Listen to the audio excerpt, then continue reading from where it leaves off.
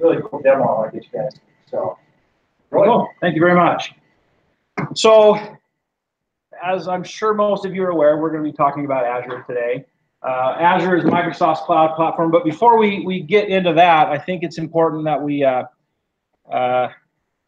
click next and talk a little bit about me, because I'm really the focus here, and so I want to make sure that like Brian said, I'm Troy Fillerup, and that is my real last name. I get that asked a lot. I'm the .NET Microsoft Practice Manager at Software Technology Group, and what that means is that I just kind of oversee all the Microsoft technologies, which right now is really exciting because Microsoft is really coming out with a lot of really cool stuff, Azure being one of those. I have 3 kids, and I have a granddaughter, and I know, looking at me, it's hard to believe, but I really do. And I'm a Jeep enthusiast. I think if my wife saw this slide, she'd probably be mad at me, because she's like, well, you should have the grandbaby up there, not your Jeep. But boy, it's hard to decide which I like better. So I put the Jeep up there anyway. So our agenda today, first of all, we're going to talk a little bit about what is Azure. And I've been talking with some of you, and it sounds like a lot of you already have a pretty good hold on Azure and what it is. But so who's using Azure right now? So a few of you. Who has heard of Azure? Who has never heard of Azure? Well, that's good at least. So so we're going to talk a little bit about what is Azure, what it brings to the table. Obviously, we're not going to talk about everything that Azure contains, because we would be here until Christmas of 2020, because there's a lot of stuff in Azure. We're going to try to hit some highlights and maybe get you at least interested in some of it. And we're also going to find out how Azure can make you a better person. And then we'll do some demos. I've got lots of demos, and I'm 99% sure that the demos are all going to go flawlessly, because I recorded them before we came, and so I know that they don't have any glitches in them, so we shouldn't have any problems there. But I like this little comic here. I was hoping for a slightly more detailed explanation about how we work that it's magic, because I like to tell my clients that, well, how did you do that? Well, that's why you pay me, because I'm magic. I'm not going to tell you, because then my job goes away. What is Azure? Well, Azure is Microsoft's cloud computing platform. Okay, so it's like AWS or Google Cloud, and Azure is actually the second largest cloud platform out there. AWS is the biggest by quite a ways, actually. I think last statistic I heard, AWS was like 3 times the size of Azure. But Azure actually has more data centers around the world than AWS does. So they're more geographically diverse, and they have more global coverage than AWS does. So it's available in 140 countries, 42 regions. Now, not every single region offers all of the same capabilities. Some of the regions are a little bit different. In fact, they had to set up a special Azure data center in Germany because of all the weird laws that Germany has for their data. And so they had to create a special data center just for Germany because of all that kind of stuff. One other very cool thing about Azure, and we're going to touch on this a little bit, I just wanted to mention, is they have a very full-featured hybrid solution. So what that means is that you can use Azure and you can use on-prem servers, and they can work together seamlessly.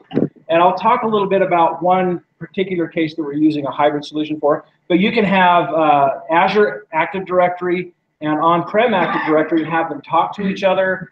And you can we'll show something about using a build server on-prem and then do all the builds for your code up in the cloud. And it's really it's really the only cloud provider that has such a seamless hybrid solution.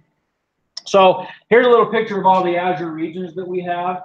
So one nice thing about Azure is that as you're using Azure, you can host all your stuff in the Western United States, and then you can geo-replicate it over here to East Asia if you wanted to. If a comet hits the Western United States, chances are East Asia would be okay, so your data would still be up and going. So that's always a good thing to have. So a little bit more about the hybrid cloud. This allows you to move to Azure in a little bit more controlled way, right? Let's say you want to move all of your infrastructure up to Azure. As cool as Azure is and as easy it is to use, it's not just an overnight thing to take your entire infrastructure and stick it into Azure, right? So it takes a little bit of time to migrate everything up into there. And by doing the hybrid solution, you can start moving piece by piece until eventually you do get up to Azure, and then you can take all your computers that are in your data center and use them for doorstops or gaming machines or whatever they are really good for. So, and it really makes DevOps easy too, because you can, well, and we'll show that in a minute. I've got a demo about that. So hybrid works like this. You're going to have an Active Directory on your on-prem network. You're going to have an Active Directory up in Azure. You use Active Directory Sync to keep them together, and then you can log in either place with Active Directory. And Active Directory is a really easy way to do authentication from a developer standpoint, because it's just like a switch that you have to turn on in your code. And so it's one of the easier ways to provide identity in there. And then we have our unified development and DevOps, and we're going to show some examples and demos from Visual Studio. And one of the reasons I really like Azure is because of its tight integration with Visual Studio. You can do almost everything right from inside Visual Studio for developing and deploying your applications. You hardly even need to go into the portal at all if you don't want to. But we'll go into the portal anyway. So in cloud computing, you hear a lot about serverless computing, right? Has anybody ever heard the phrase serverless computing before? Okay. So when I first heard that, it's like, okay, so there's no server. How does that work? Well, that's not really the case, right? I mean, obviously there's a server somewhere. There's a box, a Dell box or something sitting somewhere that's running all this. But the point of serverless computing is that you don't care where the server is. You don't care what's running on the server. You don't care anything about the physical hardware necessarily. You just know that your application is out there somewhere floating around free and doing what it's supposed to do. And so there's several different ways of doing serverless computing. So you hear a lot of times about, there's kind of 4 different ways of doing networks and stuff like that. You have on-prem, where everything is there in your data center. You have full control of everything. You have the computers, and you get to go do all the patching and the maintenance and bring them down once a week to, do Microsoft's, whatever. Then you have the infrastructure as a service, right, which is like VMs and stuff like that, where you put your VMs up on somebody else's network, like Azure, for instance, and they take care of the hardware. You're still responsible for the OS, for patching, for doing all that kind of stuff. Then you have the platform as a service, which we're going to show a little bit today as well, which is like just hosting a website up there. So you don't care about what server it's on. They take care of the patching. You don't worry about any of that stuff. And then you just you still maintain your app, and you still maintain your databases, but you let them deal with all the other. And then the last one is software as a service. So that would be something like Office 365, or Salesforce has a software as a service where you just connect to it and run the website, and you don't care anything else about it. So those are kind of the 4 different levels, and Azure is kind of sit in those top 3. The on-prem stuff, obviously, that's your own, but Azure kind of helps with the rest of it. So what can Azure do? This is a couple of the things that Azure can do. So we've got our virtual machines, and we'll show that. SQL databases. So the cool thing about SQL database, if you have SQL Server, if you put that up in Azure, it acts almost exactly like a regular SQL. You can even access it through SQL Server Management Studio, and you can connect to it through a connection string, just like you can any other SQL Server. But it brings a lot of really cool things to the table, and I hope if we have time, we'll go over some of the cool stuff. Cognitive services. Those are some really powerful AI services that Microsoft brings. So in Azure, we have a whole machine learning portal where you can put your own data in. You can write all your own machine learning and artificial intelligence algorithms, and it's really powerful to figure out stuff.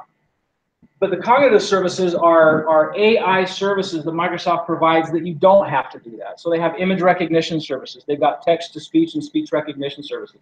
And all they are is a RESTful call. You pass a URL for an image up into the image recognition service, and it returns an array of strings of everything that's in that picture. And we'll show that too. It's pretty cool.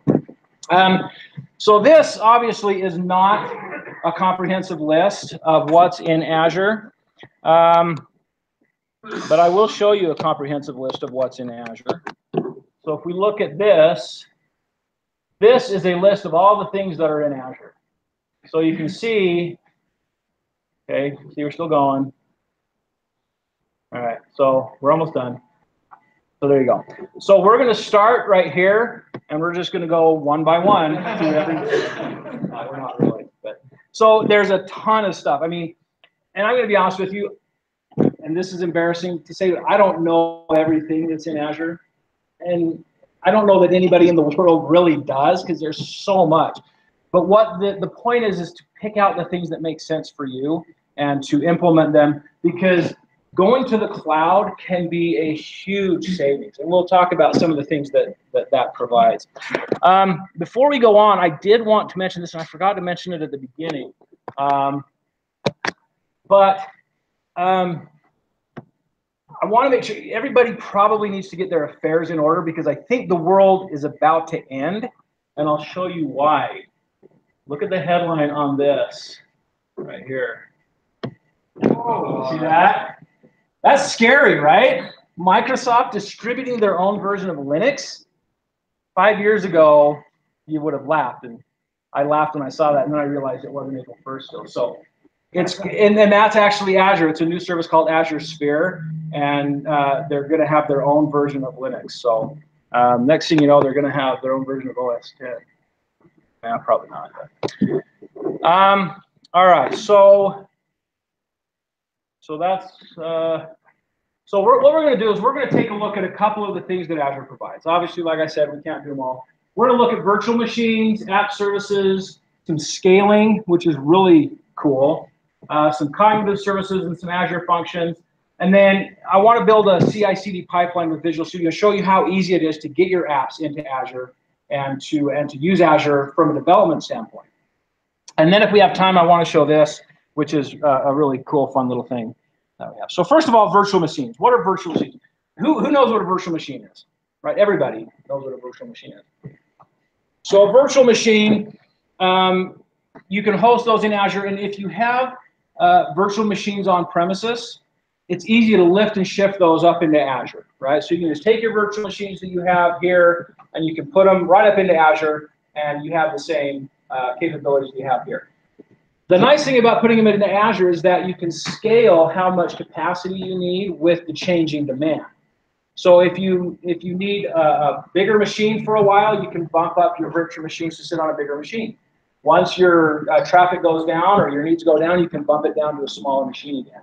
And that's one of the beautiful things about Azure is you only pay for what you need, right? So in your own data centers, if you're building out a data center, you have to plan for the most amount of traffic, the peak traffic that you're going to have coming into that data center. And you have to plan for that, and you have to run that all the time, right? Unless you go and start unplugging machines, you're going to have all that capacity running all the time, even if you're only using a small percentage of it. With Azure, you can set it up so that the apps automatically scale up and down based on how much traffic you're getting. So let's take the example of a retail store, for instance. And most retail stores, their busy time comes around Valentine's Day, right? Oh, wait, no, Christmas. So they come around Christmas, right? Well, Christmas time, you're going to want to bump up your capacity, because the last thing you want is you don't want your customers to not be able to get into your website, right? So you can set up an auto scale, and we'll do an auto scale demo here in a few minutes. And you can say, I want this to auto scale when it gets too busy, and then when it gets not busy again, I want to scale it right back down. And what that means is that you're only paying for the capacity that you need. You're not buying a bunch of great big machines, hosting them in a big air-conditioned data center for capacity that you don't need. So let's actually do a quick demo of how to make a virtual machine.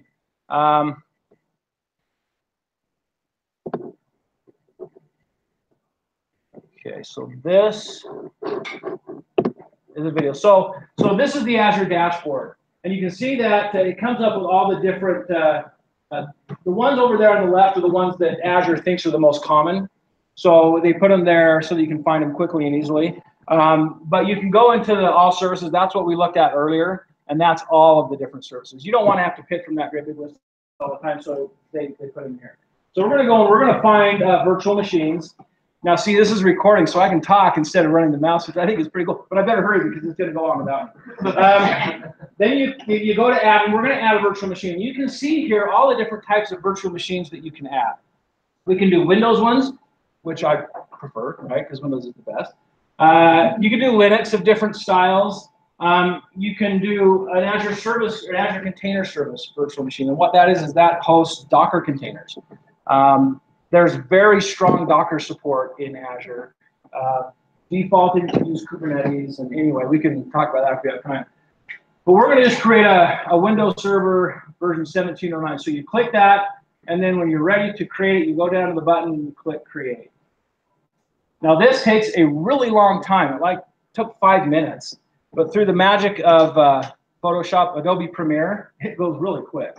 So we're going to see that. So first thing we need to do is we need to set up how we want the virtual machine to be configured, right? So with the hard disk type, you can pick solid state drives or you can pick regular hard drives. And that's kind of going to depend on what this virtual machine is doing. If you have a lot of intensive disk I/O, you're probably going to want to pick an SSD. If you don't have a lot of intensive disk I/O and you don't need that performance, you can pick a hard drive. You set up your user account to remote in, because once this is set up, you can use RDP to remote into this thing, and it's like I said, it's just a regular server. So resource groups, these are ways that you can group different types of resources together. So I've got a bunch of different resource groups in mind. I created one called SVG Brown Bag, and we're going to use that. Now you look here. It says your subscription doesn't support virtual machine creation. So the region that I picked doesn't support virtual machines. So when that happens, you just go pick a different region and use that one. Just like I said earlier, not every region supports every function. Okay. So the next thing that we need to do is we need to pick what kind of hardware we want to run this virtual machine on. So this is letting us set how powerful of a virtual machine we want to run. And again, so this. But I want to show you one thing here. So you can see all the different, I mean, there's all kinds of different configurations depending on what you want, and associated different price points as well. So you can get a lot of power if you want to pay for it. But the nice thing is you don't have to. So look at this one. 20 CPUs and 140 gigabytes of RAM. That's a pretty good machine. I wanted to get one of those for my house, but my wife said no. So you can see there's all price levels everywhere from $10 a month, which is the one I'm going to pick here, then cheap, all the way up to the $1,200 a month one. And the cool thing is that after you set up your virtual machine, let's say you pick the $10 a month one and you say, you know what, I need more, you can scale it up whenever you need to. So it creates a virtual network for you, and it's going to do all of this for you in the background as soon as you hit go. You can have it auto shut down. So if it's something that doesn't need to be running all the time, you can have it auto shut down, because then you don't get charged for it if it's not running, right? You can do backup and all that kind of stuff. So we're going to go ahead and hit OK. And you can see here, so that server that I picked is going to be just under $1.50 per hour to run that up in Azure. So that's actually pretty good. And if we have it shut down, it's not even going to charge you 30 cents a day. So that's pretty cool. So then we click OK. Now it's doing this. And this is where that editing software comes in, because this took a really long time. But I left enough time in there for me to talk, and apparently I left too much. Troy, how easy is it to scale up and down? Well, we can go try it. That's a good. Since I recorded this, I can't do that, but we can try that, and I'll show you how to scale up and down an app service, and it works the same way. Okay, so we'll show that here in a minute. That's a good. Well, you guys should know too. You can pick a flavor of servers and scale, right? They have the. I didn't know that. Yeah, there are some that can't scale. Okay, good call. Thank you very much. Appreciate that. Unless you don't care about scaling, right? Sure. And you know. But that's a good point. So here we're just looking at the different properties of our virtual machine. And again, so this is an actual virtual machine. So you control the OS. You control everything that's on it. You also control patching. So if it needs to be patched, you're responsible for that. You're responsible for everything that goes on inside of that virtual machine. There's a lot of cases where that's what you want, but there's better ways to do some things than running them in virtual machines. And that was the serverless thing that we talked about earlier. So, so you can see all the different things that I've got in there. So do we have any questions so far?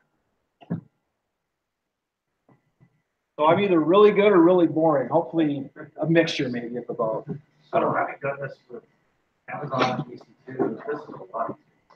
Yeah, I mean, click, click, click, click, click, and you're done, right? It's really nice. We posted an app for a nonprofit. We set it up cloud-based, similar to this, and trying to get the configuration down right. Really? See, I've never used AWS. I've been strictly Azure so I don't know much about it wasn't that. bad. It was a great tool. Sure. Well, and they just updated this portal about a year ago, right? Before that, before they upgraded the portal, it wasn't quite as simple and quite as streamlined. But since they upgraded the portal, it's just really nice. And again, so one thing that I always have to caution people about is when you go into the portal, it's really easy to get overwhelmed and maybe a little bit nervous because there is a lot of stuff in there. I mean, even when we went and looked at the properties for that virtual machine, there's just a grundle of stuff.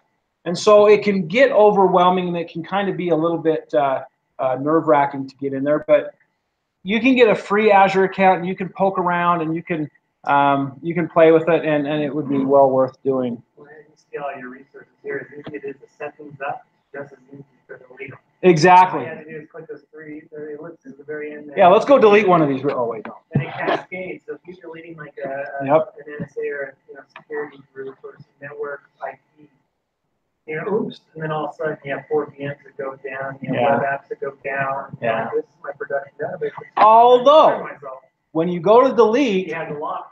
it does prompt you. It says, make sure you want to do this. In fact, type the name of the resource in this text box before you delete it. So, I mean, yeah, wouldn't that be funny? Delete. Oh, whoops, there went our network. Oh, well, so be it. About 8 months ago, was that?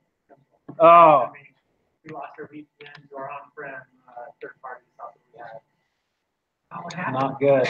Oops. Not good. Staggered the load. You went to go click it, then it loaded the other items. You click the second item. And yeah. I mean, with anything, you need to be careful, right? But and part of the ease is that it can be easy to screw it up too. But hopefully some of the checks help with that. So the next thing we're going to look at is app services. So app services are more of a platform as a service type of a thing where you're running your website or you're running your web API or you're running your services up on Azure, but you're not running them in a virtual machine. You don't care what version of Windows they're running on, for instance. You don't care that you have to go patch them because you don't. They're not in a server. They're just up there running. And it's very easy way to get your website up and running and to have web services available, and it makes scaling super easy. And so this is a really good way to do websites and web services. And so we got a little demo about that. So I use VSTS, and VSTS is Microsoft's. Does anybody not know what VSTS is? Okay, VSTS is Visual Studio Team Services. And it's like they give you a Git repo, they give you issue tracking, they give you continuous integration and continuous deployment tools, all built into this Azure hosted service. It's like TFS and Git and all that kind of stuff, all hosted up there on the internet. And the nice thing is that you can get a free VSTS account and you can host your stuff up in there. You can set up your CI/CD pipeline up in there and do all that. So we're going to create one. So what I had there was I was showing you my VSTS, and I set up a Git repo, and I'm going to clone the repo down. So this is Visual Studio, completely empty. I haven't built anything. I haven't created a project yet. We're going to do everything from scratch and show you how quick it is and easy to publish a website up to Azure. So we just cloned the repo down to our website or to our machine, and it's just an empty repo right now. But we're going to go in and Visual Studio has really tight integration with Git now. It didn't used to, but it's really tight integration with Git now. So we just cloned it right from within Visual Studio, and we're going to go in here and we're going to create a new solution. And what we're going to do is we're going to create an ASP.NET Core web application, because ASP.NET Core is the cool stuff now, right? Nobody wants the old framework anymore. Everything's core. So we're going to do an ASP.NET Core application. We're going to call it STG Brown Bag Web App, and we're just going to click OK. Now what this is going to do is this is just going to create a vanilla, basic .NET Core web application, right? It gives you some pages, and it just kind of templates everything out. And so we're going to sit here and wait for not as long as we would have normally.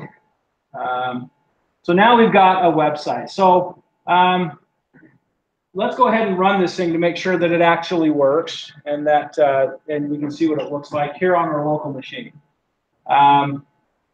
So you can see that we're just going to click on the IIS Express button. What that's going to do is that's going to launch an instance of, in this case, Chrome, and we're going to see our website pop up after it does the build. So has anybody used .NET Core much? You always got to do a NuGet restore and an NPM restore. The build is kind of a long process. But there's our website. So flashback by real quick. But that was our website. So that was pretty cool. So that was just running on our local machine. Now we want to publish this up to Azure. So how hard is it to publish up to Azure? So when you publish to IIS locally, it's kind of a nightmare, right? You got to go into IIS, you've got to set up your folder, you got to set up your application, your virtual directory, you got to, all this stuff you've got to do in IIS to set it up. And .NET Core makes it even a little harder because you have to install stuff for .NET Core. But what we're going to do here, so you can pick IIS, what we're going to do here is we're going to publish to an Azure App Service that we haven't created yet. We don't have one that we want to publish to yet. We could select one that we've already created, but we're going to not do that. We're going to just create one new. So we select Create New. And then we're going to hit publish. There we go. We're going to hit publish, and it's going to ask us a couple of things. First of all, it needs to know what our Microsoft account is. It needs to know an app name, and it's going to give us an app name. I don't like to use those app names because that's really hard to type in your URL of your browser. So we're going to change that. Then you pick your subscription. I've got a BizSpark subscription. If nobody knows what that is, it's kind of a cool little thing. I'll talk about that later if you're interested. And then you pick a resource group. So again, we talked about resource groups. They're just a way to keep everything organized so that it's easy to find resources that are related. So we're going to pick our. Actually, I think I have to create a new one on this because I don't have the resource group that I want. So we're going to create a new resource group, and we're going to call it STG Brown Bag, STG Azure Brown Bag. And so we're doing all this right within Visual Studio, and then we're going to pick a hosting plan. I'm just going to leave it on the hosting plan it's on because it's good enough for what we need.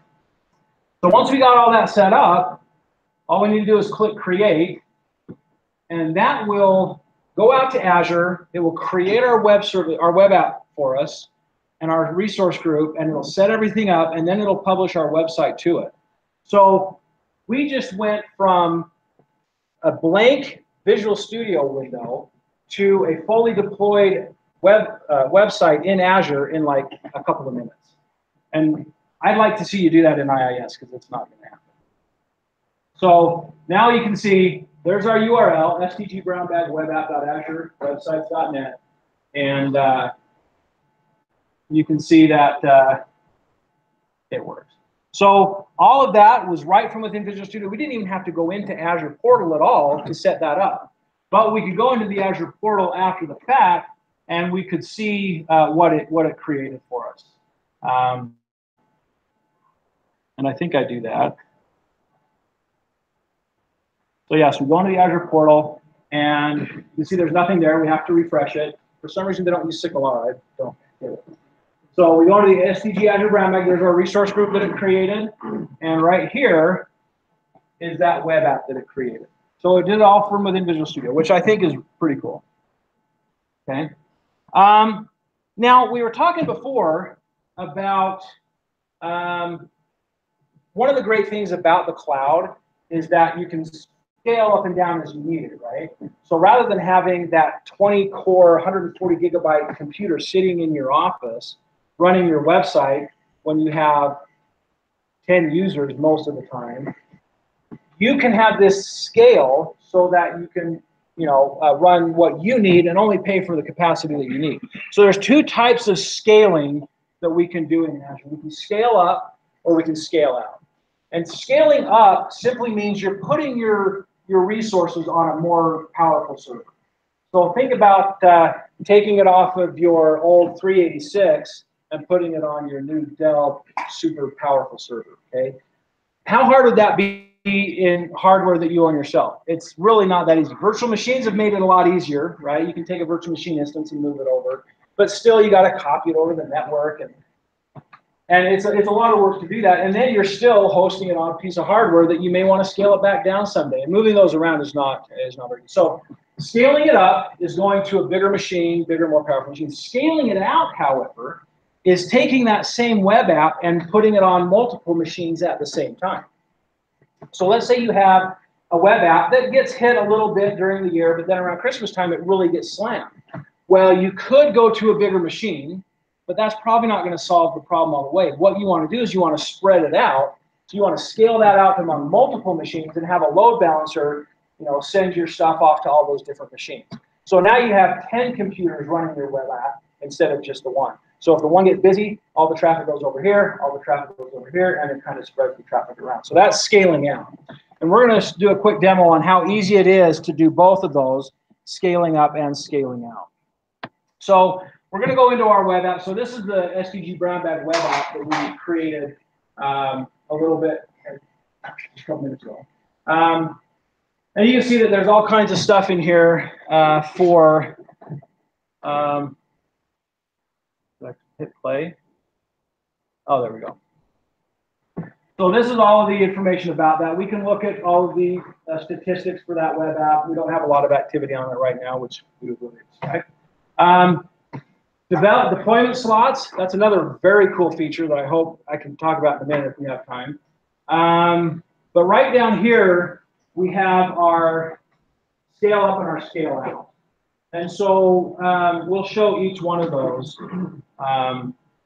here. So again, scaling up is getting a bigger machine, scaling out is getting more machines. So we're going to click on scale up. Okay, so there's a downside with recording your demos ahead of time, right? Because my mind was going through something when I recorded this, and now I can't remember what it was.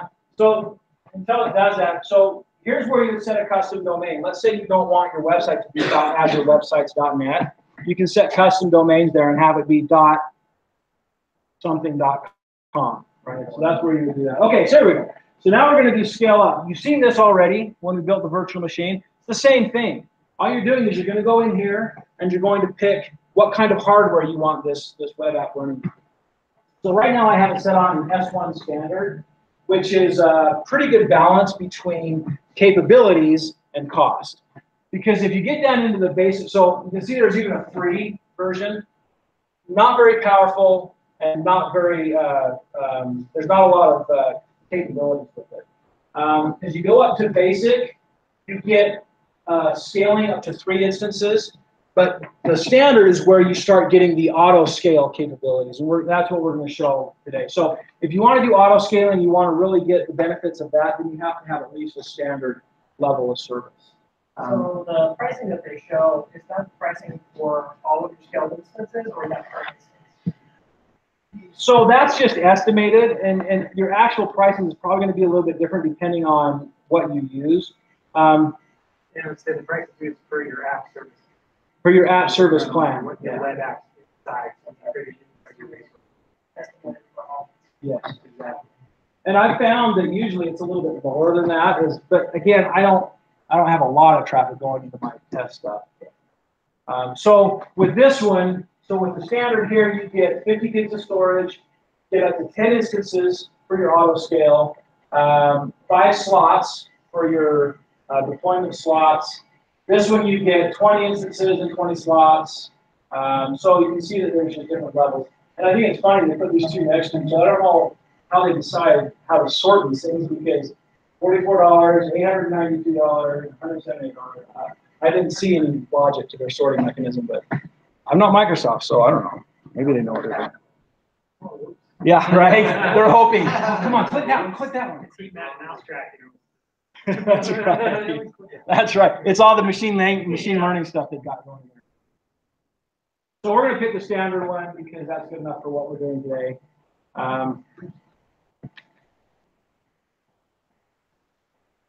Let's look at it again. That was fun. So I promise this is better than trying to fumble through it and having problems doing it live. So we're just going to pick that one. Since I've already got that one, I don't need to select it. So that's how you can scale up. Now, scaling out, I think, is even more powerful. And I like scaling out better for most situations because you can do it all automatically. Now, one thing when you have your own data center, like I said, you have to plan for the maximum capacity that you're going to need and run that all the time. You can do that same thing here. So this is a little slider here. This is how many instances of your app you want to be running. So you can slide that up and say, I always want 5 instances of my app running all the time. No matter what, I'm going to have 5 instances. But that kind of defeats the whole purpose of Azure and autoscale, right?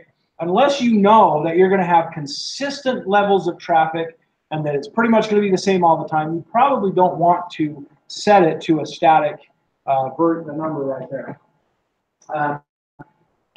And so what we can do is we can do autoscale. And autoscale gives us a lot of flexibility in how we're going to scale this thing up. And there we go. So it's going to show us, we can set that, you have to grab it first. There we go. So you can slide that up, and that just makes the number of instances that's going to be running all the time, which is great, but not necessarily what we're going to want. And so we're going to slide that back down to 1. So I must talk a lot faster in real life than I do in my head, I guess. Maybe that's better. So we moved it back down to 1, and we're going to go down and click on that button called Enable Autoscale. And so when we do that, it's going to bring up a whole bunch of stuff, and we have all kinds of different settings that we can use. So we're going to do this particular one based on a metric. So you have a lot of different metrics that you can base this off of. The one that we're going to use for this demo is CPU percentage. So you can say when the CPU percentage utilization of my app gets above a certain point, spawn off another instance. And keep doing that until you hit your maximum number of instances. And we'll see here in a second, but when you do the scale, based on a metric, there's all kinds of different metrics you can use if CPU percentage isn't what you want to base it off. So we're going to do this based on an average. So it's going to average out the CPU utilization over a specific time period. Now you can see all the different things we have. Let's say you have an app that is very disk I/O intensive, right? Well, you don't care about CPU percentage necessarily. You may want to bump it up based on disk queue length or memory utilization or something like that. So what we're going to do is we're going to say if CPU percentage is greater than 70% for 10 minutes, so if an average is greater than 70% for 10 minutes, we're going to increase the count by 1. So once our web application gets above 70%, we're going to get another one. And then the theory is that the CPU utilization of both should go down, right? And then the cooldown period is just how long we're going to wait before we start getting ready to wrap another one up. But otherwise, we can just spin them all up really quick if there's a lot of traffic just bursts through really quick.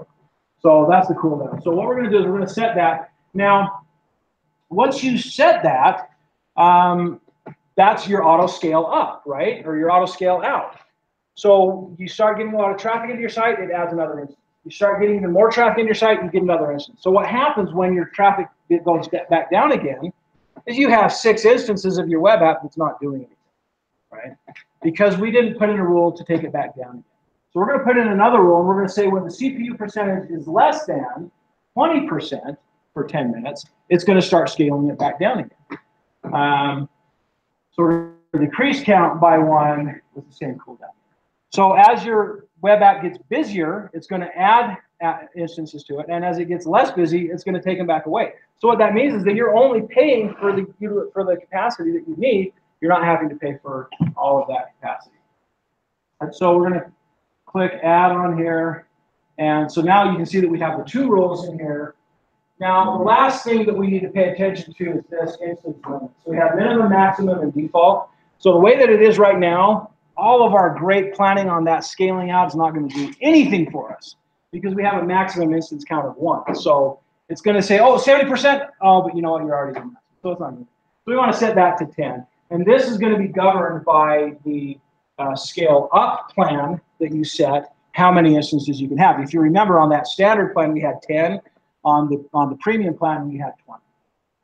And so we're going to give this auto scale setting a name. And then once we hit save, our app is going to auto scale. That's all there is to it. The load balancing is taken care of. I don't know if anybody in here has ever set up a load balancer. They're not fun to set up. We don't have to set up any of that here. It's already done. Do you have any questions on that kind of stuff? Notification when it scales. Yeah, you can have it notify you when it scales up and down for sure. Yeah. Let's see. Let's go click on. But yeah, so you have this notify tab here, and you can set that up. You can look at the run history, so you can go back and look and see what happened when it scaled up, when it scaled down, all that kind of stuff. And you can go in and disable auto scale. Let's say for some reason you want to turn it off for a while. You just go up and you disable it. It keeps everything in place so that when you're ready to use it again, you don't have to set it all up again. You just re-enable it. Any more questions? All right. So the next thing I want to look at a little bit is cognitive services. So is anybody using cognitive services? So Microsoft, I went to a conference down in Vegas last year, and they showed this website that they have. It's howold.net. And it uses their image recognition, their facial recognition API to take a picture of yourself. So you can take a picture of yourself, and it tells you how old you are. It didn't work very well. It thought I was like 62 or something. I know, right? And I thought, man, it's giving me the benefit of the doubt here. But then, so I actually tracked this. Exactly. That's AI right there, right? So there's a whole bunch of different cognitive services APIs. The computer vision API, we had a client that wanted to use this because they wanted to take pictures of different rooms in the house, and they wanted to use this to let the computer figure out what room it was. So you take a picture of the room, the computer can see, oh, this has a toilet, it has a sink, it has a bathtub, this is a bathroom. Or this room has a fireplace and a TV, it's the family room. So they wanted to use it for that. So, and that's the one we're going to show a demo of, but they've got some others. The Face API is what they use for that howold.net. And you might not want to do that website, by the way, because it is kind of sad. They've got a translator API so that when you go to Costa Rica, you can understand what people, although that's what you use Google Translate for. So never mind. Bing Search, and I know everybody uses Bing Search. There's that other one that's kind of not as much used, but you have the Bing Search API, and then you have just a whole bunch of other things in here. And again, these are pre-packaged, ready-to-go artificial intelligence tools that you can make use of with nothing more than a RESTful call. So they're really cool. So we're going to actually take a little look at the Vision API. So this is the demo site for the cognitive services. And you can see that we have a lot of different things. We got a video indexer that will go through your videos and find things and figure out what's in the video. An emotion API that can look at a face and determine what they're feeling. I can't even look at somebody's face and tell what they're feeling, so it's a lot smarter than I am. We have our speech APIs. So we actually use this at the client that I'm at right now, where we can send it a string and it will return us a WAV file with the computer speaking that. And the computer voice is really good. They've come a long way since Stephen Hawking built his thing. So, and then we have search, we have knowledge. So there's all kinds of these things that are just prepackaged, ready to go. But what we're going to do is we're going to actually look at the Vision API and see how that works. So when you go to look at the Vision API test page, it's going to analyze an image, and you can put in any image that you want, and it'll tell you what it is. But if we scroll down, If we scroll down. And the other thing that it'll give you is it'll actually give you a score of how sure it is that it's right about what it's saying. And sometimes the scores aren't very good, but what that does is that'll give you an idea of how accurate it thinks it is. So if the score is 0.99, then you're pretty sure that it is what it says it is. If it's 0.10, which we'll see an example of here as well, then you can be pretty sure that it's not what it says it is. So I feel like this floor's going to break. So let's scroll down. Maybe. There we go. I knew it. Okay, so this is a sample picture that they give you. And so you see, I mean, that's actually not an easy picture to recognize what's in there. Even for a human, it's a blurry train, it's a blurry person. But you can see this is what the computer saw and what it put as its list. And its confidence level is 0.83, which is actually pretty good. So it's pretty sure that that's a train and a platform and somebody walking and stuff like that. So we're going to put in a much, much better picture. And it's not of me, but we're going to put in a much better picture and see what it recognizes. So there you go. That's a much better picture, right?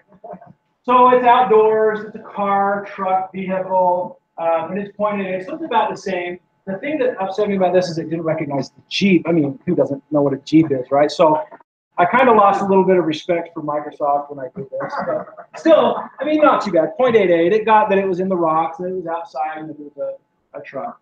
Now let's look at this little lion that they have down here.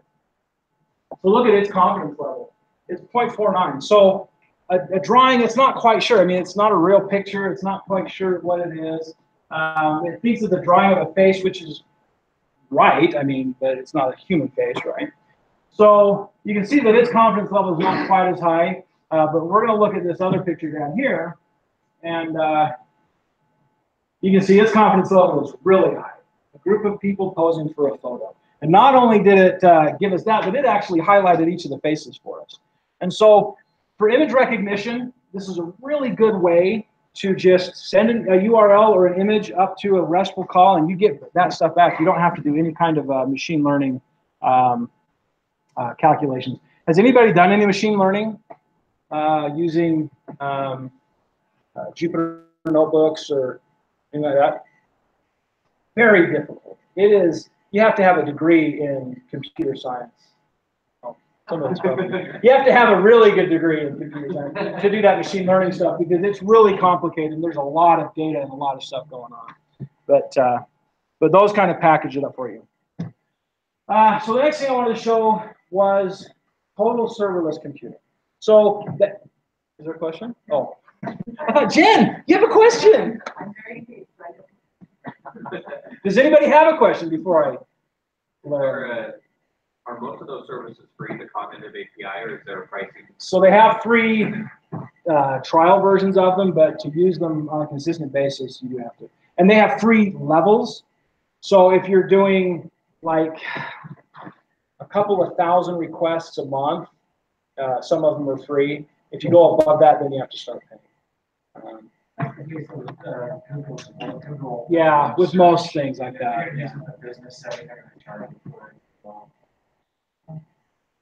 Yeah, so, but you can go and play with them for free, and some of them are kind of fun to play with. And I know that sounds super geeky, but you know that's the way I roll.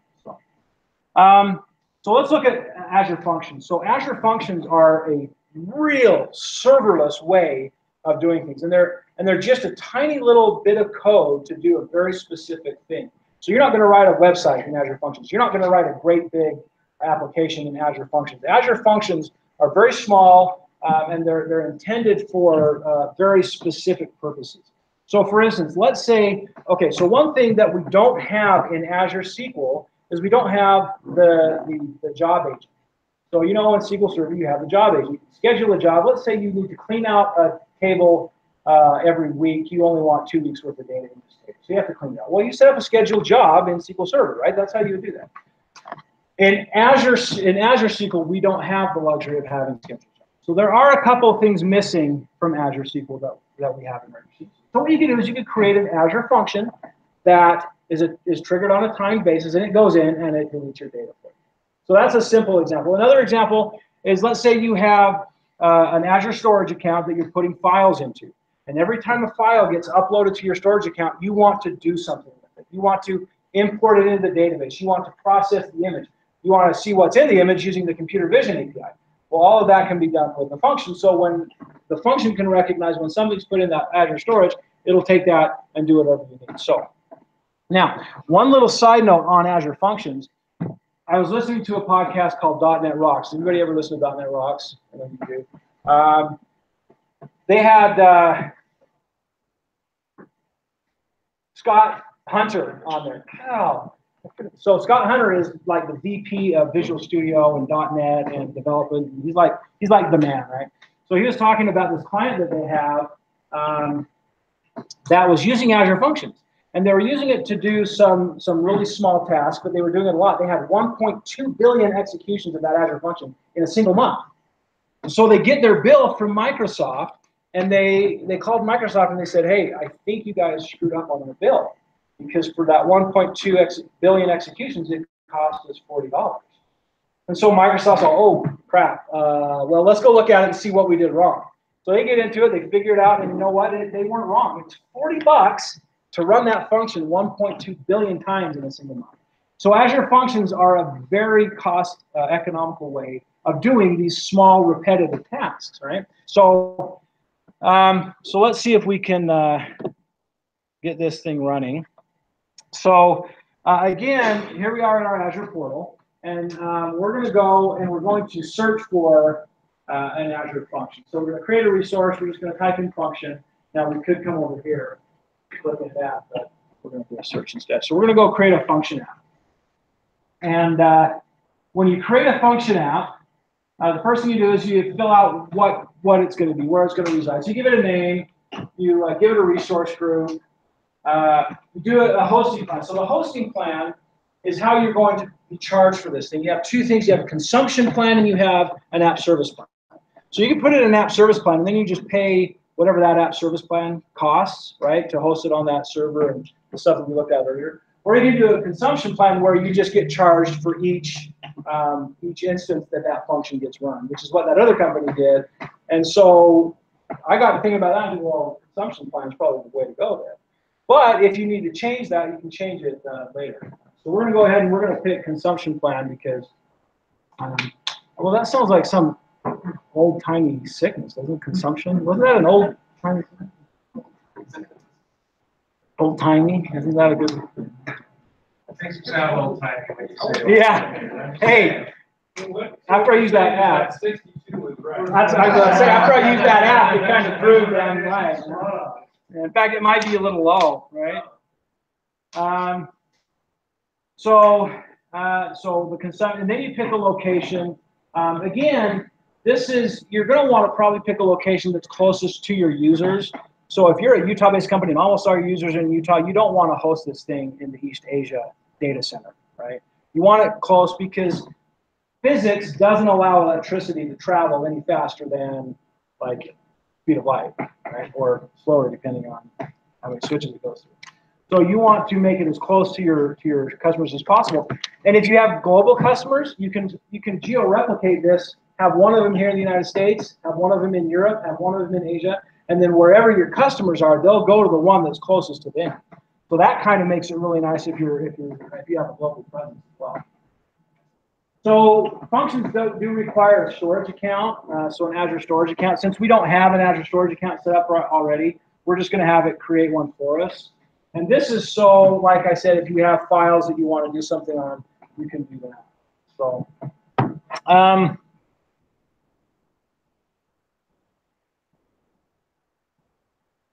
okay. So, isn't there like some kind of a? Oh, there we go. Let's move this forward a little bit. Okay, so we just created our Azure function. Right? See how quick that was? So the Azure function is there, but it's not doing anything. It's just an empty Azure function. So we need to go in and we need to do something with that Azure function. So if deployment succeeded, so we're going to go to that resource. So there's our Azure function right there, and there's the storage account that created for us. So now this kind of blew my mind when I first saw it, because usually when you think of development, you think, okay, I got into Visual Studio, I got to get into Visual Studio Code or Eclipse. I've heard there's something like that or something. But here you don't do any of that. So we're going to create a time function. What that means is that on a certain time, it's going to fire off this function. So this is a good one if you need to like clean out a database or do something that you need to do on a time basis. You can also choose your language. Oh, that didn't work. We'll see it. Obviously, you're going to choose C#, right? Really, there's no other need to pick anything else. So C# is the language we're going to pick. Frankly, they should take those other ones off. But and there you go. Now, this is going to be your Azure function. You write the code directly here in the browser. And again, I think part of that is to help you remember that these are supposed to be small, fast, quick little operations. You're not going to write a great big application, which you could. I mean, you can go in, you can add classes, you can do a lot with it. But really, they're designed to be quick, small, executing functions. And this one is really quick and small. All it does is just execute that function. You can go in and you'll be able to monitor that. You can see how often it runs, if it succeeded when it ran, and see everything that it does. So again, they're really quick and easy ways to do very quick little operations, and they don't cost that much. So the one last thing I wanted to mention on functions is this piece right here. So if you're doing a timer-based function, this is the way you determine it. You tell it how often you want it to run. And let's see, I think, oh shoot, I don't. I have a link to a website that is a cron expression cheat sheet for Azure. I need to use that every time because I can never remember how to build a cron expression for Azure. Like, if you looked at that, does anybody know what that means? I don't know what it means, and I built it. So there's a website that's a cheat sheet for Azure for cron expressions, and that tells you how often it's going to run. That one was going to run every 5 minutes. Okay, so we're getting really short on time. So do we have any questions before I move on? Because the next demo that I was going to show you is a long one, so I think I'm going to have to skip it. But I can make these available, the slide deck available if anybody's interested. So I was going to show an entire CI/CD pipeline from Visual Studio all the way to Azure, which is really cool. I'll just kind of explain it really quick. So what you can do is you can set up your VSTS so that when you check code into your Git repo from Visual Studio, it will automatically go and it will do a build. It will build and do the tests, and then it will publish it. And then you can have it release it up to a website. So when you're in Visual Studio, you make a change, you do a commit, and you go a few minutes later up to the website, and it'll have all the changes that you made without you having to touch a thing. And it literally, to set that all up in VSTS, you can set the whole pipeline up in 5 minutes. It's that easy. You just click, click, click, click, click, create a build, create a release, and you have it all done all the way through to the end in 5 minutes. Now, one other thing I wanted to mention really quick before I get to this demo is deployment slots. So we looked at deployment slots when we had our app services. Deployment slots are a really good way to have your whole application lifecycle laid out, right? So typically when you're building an application, most people, not everybody, but most people don't build their application and then ship it to production right away, right? Well, actually, maybe some. You shouldn't ship it to production right away, right? I mean, there's this whole new thing, testing in production, but I don't quite understand how that works. So anyway, so the ideal thing is to you work on your code and then you ship it up to a development environment, and then you take it from there to a staging, and then from there to QA, and then from there to stage 4, and then from there to whatever. I mean, as many stages as you want to go to, right? Well, right now that's kind of a pain because then you have to publish it to each or copy everything over. So in Azure, we have these things called deployment slots. And deployment slots, you can go into, in fact, let me see really quickly. I apologize if I'm running over long. But we can go into, oh, that's what I wanted.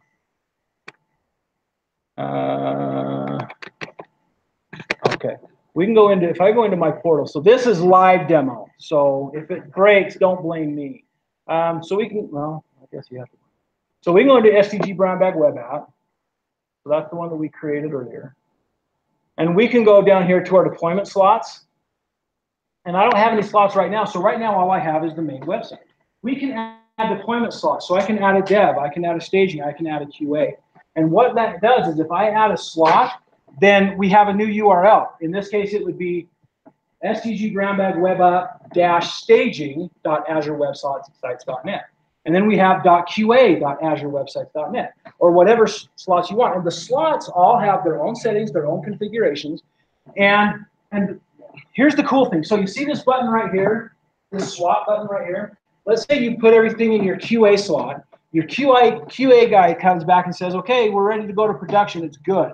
All you do is you come up here, you click swap. You say, I want to swap QA with production. And then it swaps the slots just like that. And then your website is in production. Now, let's say somebody screwed up and the QA guy was drinking too much while he was testing and you didn't find some stuff and you just broke something. All you need to do is go back to swap again. I need to swap QA and production again. It will swap them back and you're right back to where you were before you did the swap. So it's super, super cool. And you can set all that up in an automatic pipeline in VSTS. So you can have it so that you click the button and it swaps the slots on all of your website, all of your web APIs and everything all at once so that you can go to production with just a button click. So I really wanted to show that, but it takes a little bit more time. But it's super easy. And the other cool thing is that here you have your application settings. So you can come down here. So when you're doing .NET Core, for instance, you can set an environment variable that says what environment you're in, whether you're staging or QA, because you're going to want to use different connection strings. You're going to want to use different paths to APIs. You're going to want to use different things depending on what environment you're in. So you set the environment variable at a slot level so that when you swap the slots, it will get all of the attributes of the slot that it's in, and it will automatically have the right connection string, automatically have all the right URIs, and all that kind of stuff. So super cool, super easy way to do it. Now, really quickly, I'm out of time, and I apologize, but I did want to show you one more thing. So one other thing that Azure provides you with is they provide you with an IoT hub. Who knows what IoT is, right? IoT is awesome. So over the last year and a half or so, I have gotten kind of weird about automating my house. So I've replaced all my switches with Z-Wave switches. I've replaced my locks with Z-Wave locks. I've got an automatic garage door opener that I can talk to. Anyway, my whole house is like automated. So I can walk into a room and I've got Google Homes. They're little smart speakers. I can go in and say, okay, Google, turn on the family room light. I gotta just turn on the family light. But anyway, and it'll do it all for me, right? The one thing I was lacking was the ability to close and open my blinds automatically. I mean, who wants to go up and tug a string, right? Give me a break. It's lame. So I decided that I was going to build a way to automatically open and close my blinds. So I went into Azure, and Azure has this IoT hub, and you can add devices in here and control your IoT devices from within Azure. So you can see I have two in here right now. I have East Blind 1 and I have West Blind. And what I've done is I built, so I have a 3D printer. So I 3D printed this mount that goes on my blinds, and then this servo here actually turns the little turny thing to open and close the blinds. And then this right here is an Arduino board. So I programmed the Arduino board to talk to the Azure IoT hub, and it will open and close my blinds. So if I come in here and I say, okay, Google, let me see the sunrise. Roger. Hear that? I know it's really hard to see, but you can't hear it. So the servo turns when I say that, and it will open the blinds for me. And that's the east blinds because that's where the sunrise is, right? And then I have one on the west too. I can say, let me see the sunset, and it will open those blinds. And then when I say, okay, Google, save the vampires. As you wish, master. And then it will close the blinds for me. So that's kind of a fun little thing that you can do with Azure. And I was trying to find another way to do the server-side part of it, but Azure just made it so easy. You just plug in these Azure libraries into Arduino, and everything just works really smooth. So anyway, that's the thing I wanted to get. I didn't get to some things, and I apologize that I went a little long. If anybody's interested in asking more questions, I'll be here for a little while. I hope you got something out of it. Thank you for coming.